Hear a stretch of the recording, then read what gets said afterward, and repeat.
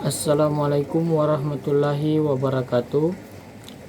Perkenalkan, nama saya Muhammad Ilham dengan NIK 6020012. Saya dari jurusan Tata Laksana. Saya akan menjelaskan sedikit tentang pengertian bahasa baku menurut para ahli. Kata baku adalah kata yang cara pengucapannya ataupun penulisannya sesuai dengan kaidah-kaidah yang dibakukan. Kaidah standar yang dimaksud dapat berupa pedoman ejaan, EYD, tata bahasa baku, dan kamus umum. Ragam bahasa baku atau ragam bahasa standar dapat dibatasi dengan beberapa sudut pandang, di antaranya sudut pandang kebakuan bahasa yang digunakan, sudut pandang informasi, dan sudut pandang pengguna bahasa.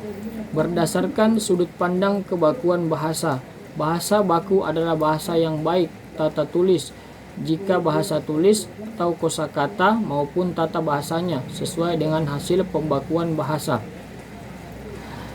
Berdasarkan sudut pandang informasi, bahasa baku adalah ragam bahasa yang digunakan dalam berkomunikasi tentang ilmu pengetahuan. Berdasarkan sudut pandang pengguna bahasa, ragam bahasa baku dapat dibatasi dengan ragam bahasa yang lazim digunakan oleh penutur yang paling berpengaruh, seperti ilmuwan, pemerintah, tokoh masyarakat, dan kaum jurnalis atau wartawan. Bahasa merekalah yang dianggap ragam bahasa baku. Di atas merupakan pengertian kata baku menurut para ahli. Dari beberapa pengertian tersebut dapat ditarik kesimpulan bahwa kata baku yaitu kata-kata yang lazim digunakan dalam situasi formal atau resmi yang penulisannya sesuai dengan kaidah-kaidah yang dibakukan.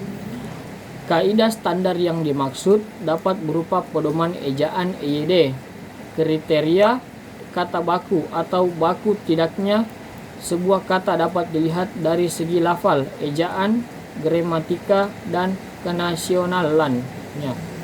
A. Baku dari segi lafal.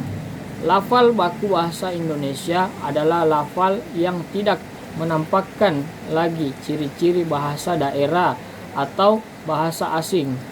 Moelioni dalam Cer. Lafal yang tidak baku dalam bahasa lisan pada gilirannya akan muncul pula dalam bahasa tulis karena penulis terpengaruh oleh lafal bahasa lisan itu. B.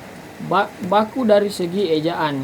Ejaan bahasa Indonesia yang baku telah berlakukan sejak 1972.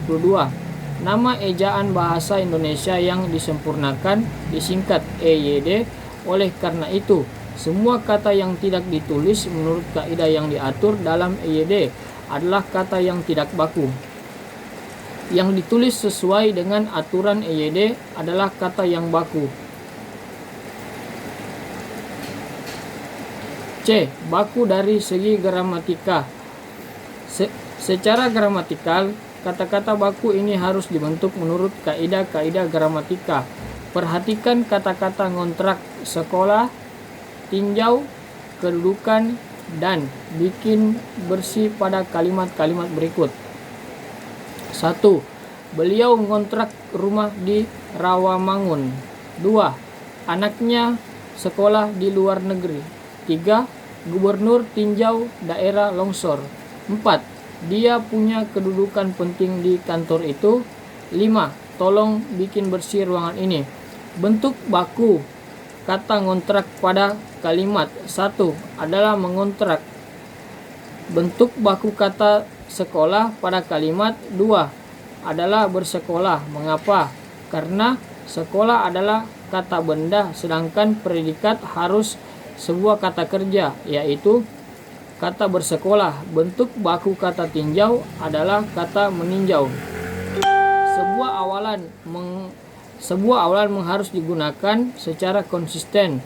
Bentuk baku kata kedudukan 1K. Lalu bentuk baku kata bikin bersih adalah bersihkan. D. Baku dari segi nasional. Kata-kata yang masih bersifat kedaerahan belum bersifat nasional, hendaknya jangan digunakan dalam karangan ilmiah. Kalau kata-kata dari bahasa daerah itu sudah bersifat nasional, artinya sudah menjadi bagian dari kekayaan kosakata bahasa Indonesia, boleh saja digunakan. Simak dan bandingkan kedua deret kosakata berikut, sebelah kiri yang tidak baku dan sebelah kanan yang baku. Baku dari bahasa asing. Kata sarapan dari bahasa asing disebut baku kalau ejaannya telah dibuat menurut pedoman penyesuaiannya ejaan bahasa asing seperti yang disebutkan dalam ED maupun dalam buku pedoman pembentukan istilah. Ya, demikian yang dapat saya sampaikan tentang pengertian bahasa Indonesia baku. Saya akhiri. Assalamualaikum warahmatullahi wabarakatuh.